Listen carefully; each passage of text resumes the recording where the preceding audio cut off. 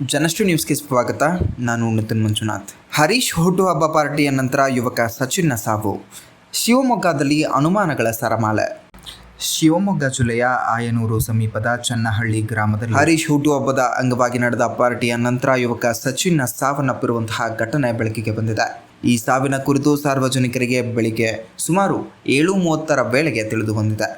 ಹುಟ್ಟುಹಬ್ಬ ಕಾರ್ಯಕ್ರಮಕ್ಕೆ ಸುಮಾರು 30 ಜನರನ್ನು ವಾಟ್ಸಪ್ ಮೂಲಕ ಆಹ್ವಾನಿಸಲಾಗಿತ್ತು ಎಂಬ ಮಾಹಿತಿ ಲಭ್ಯವಾಗಿದೆ.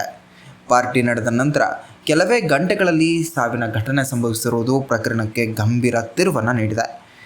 ಈ ಸಾವಿನ ಸುತ್ತ ಹಲವು ಅನುಮಾನಗಳು ವ್ಯಕ್ತವಾಗ್ತಿದೆ. ಪಾರ್ಟಿಯಲ್ಲಿ ಭಾಗಿಯಾದವರಲ್ಲಿ ಯಾರೂ ಕೂಡ ಸಾಮಾಜಿಕ ಜಾಲತಾಣಗಳಲ್ಲಿ ಯಾವುದೇ ಸ್ಟೇಟಸ್ ಅಥವಾ ಫೋಟೋ ಹಂಚಿಕೊಳ್ಳದೇ ಇರೋದು ಮೊದಲ ಅನುಮಾನವಾಗಿ ಕಾಣಿಸುತ್ತಿದೆ. ಸಾಮಾನ್ಯವಾಗಿ ಇಂತಹ ಕಾರ್ಯಕ್ರಮಗಳಲ್ಲಿ ಫೋಟೋ ವಿಡಿಯೋಗಳು ಹಂಚಿಕೊಳ್ಳೋದು ರೂಢಿಯಾಗಿದ್ದರೂ ಕೂಡ ಇಲ್ಲಿ ಸಂಪೂರ್ಣ ಮೌನ ಕಂಡುಬಂದಿದೆ. ಹುಟ್ಟುಹಬ್ಬಕ್ಕಾಗಿ ಹಾಕಲಾಗಿದ್ದ ಫ್ಲೆಕ್ಸ್ ಬ್ಯಾನರ್ ಬೆಳಗ್ಗೆ ಆಗುವಷ್ಟರಲ್ಲಿ ಕಾಣೆಯಾಗಿರೋದು ಮತ್ತೊಂದು ಪ್ರಮುಖ ಅಂಶವಾಗಿದೆ. ಇಲ್ಲಿ ಸಾಕ್ಷಿ ನಾಶ ಮಾಡುವ ಪ್ರಯತ್ನವೇ ಅನ್ನುವಂತಹ ಪ್ರಶ್ನೆ ಉದ್ಭವಿಸುವಂತೆ ಮಾಡಿದೆ.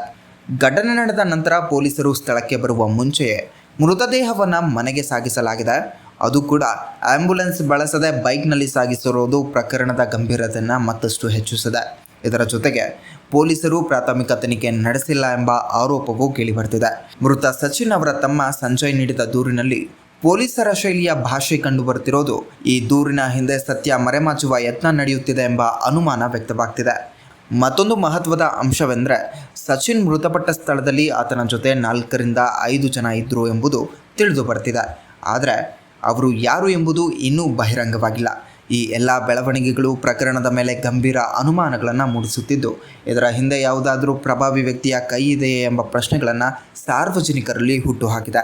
ಈ ಹಿನ್ನೆಲೆಯಲ್ಲಿ ಪ್ರಕರಣದ ಕುರಿತು ಸಮಗ್ರ ಮತ್ತು ನಿಷ್ಪಕ್ಷಪಾತವಾಗಿ ತನಿಖೆ ನಡೆಸಿ ನಿಜಾಂಶವನ್ನು ಹೊರತೆಗೆಯುವಂತೆ ಸ್ಥಳೀಯರು ಆಗ್ರಹಿಸುತ್ತಿದ್ದಾರೆ.